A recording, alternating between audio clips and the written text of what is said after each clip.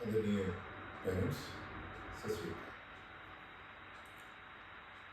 आज जो स्थिति बनी हुई है उस स्थिति में मैं इस बात से बड़ी भांति वाकिफ़ हूँ कि आप किन किन मुश्किलों से गुजर रहे हैं। पानी हर जगह बहुत ज़्यादा आया है, फसलों का भी नुकसान हुआ है, घरों में भी पानी घुस आया है। तो काफ़ी कठिनाइयों से आप सभी गुजर रहे हैं। हम ईश्वर से प्रार्थना करेंगे कि ये जो कष्ट की घड़ी आई है, जो मुश्किल की घड़ी आई है, ये जल्दी ही दूर हो जाए और एक सामान्य जीवन दोबारा से शुरू हो जाए। माता पिता आराम से अपने घरेलू कामकाज देख पाएँ और बच्चे रोज़मर्रा की तरह स्कूल आ पाएँ। लेकिन जो स्थिति है उसमें बच्चों का स्कूल आना ये भी एकदम से रुक गया।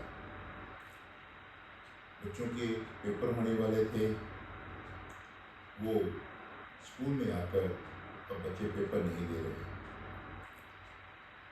इस सब के बावजूद ये तो बहुत लाजमी है कि हमारे स्कूल के सारे बच्चे अपने काम से, अपनी तैयारी से, अपनी पढ़ाई से जुड़े रहें। कोई भी बच्चा पढ़ाई से अपना रिश्ता तोड़े नहीं। उसके लिए स्कूल ने ये प्रबंध किया कि स्कूल रोज़ बच्चों का एक पेपर ले रहा है और उसको बाकायदा चेक भी कर रहा है।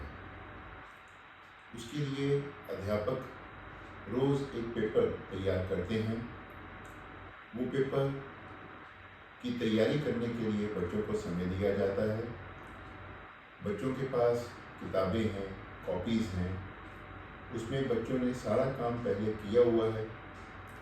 उनकी दोहराई भी लगभग पूरी हो चुकी थी जब ये रुकावट बीच में आई। तो अब बच्चों के लिए ये लाजमी है कि बच्चे अपनी तैयारी करें और जो उनकी तैयारी है उसको अध्यापक परखें। उसके लिए बच्चों को रोज़ एक क्वेश्चन पेपर दिया जाता है, तैयारी का समय दिया जाता है। फिर बच्चे क्वेश्चन पेपर करते हैं और टीचर के पास व्हाट्सएप के ज़रिए भेजते हैं।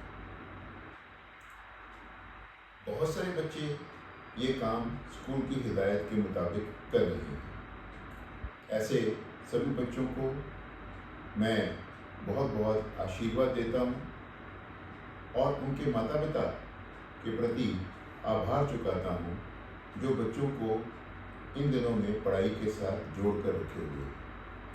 लेकिन कुछ एक ऐसे बच्चे भी हैं जो कि कोई भी पेपर स्कूल में नहीं भेज रहे हैं। स्वाभाविक बात है कि वो पेपर क्यों नहीं भेज रहे, क्योंकि उनकी तैयारी नहीं है। तैयारी क्यों नहीं है? क्योंकि वो मेहनत नहीं कर रहे हैं, किताब नहीं पढ़ रहे हैं, कॉपी पे दिए गए नोट्स नहीं पढ़ रहे हैं। अब प्रश्न ये उठता है कि अगर ये बच्चे किताब नहीं पढ़ रहे, कॉपी पे दिए हुए नोट्स नहीं पढ़ रहे, तो ये बच्चे घरों में कर क्या रहे हैं जो बच्चे पेपर नहीं दे रहे?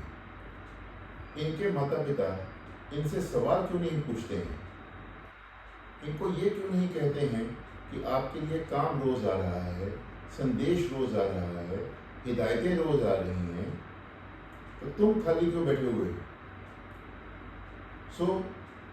अगर कोई बच्चे अपने माता पिता को इन दिनों में अंधेरे में रख रहे हैं ये कह के कि उनको छुट्टियां हैं और उनके पास कोई काम नहीं है, ये सरासर गलत है।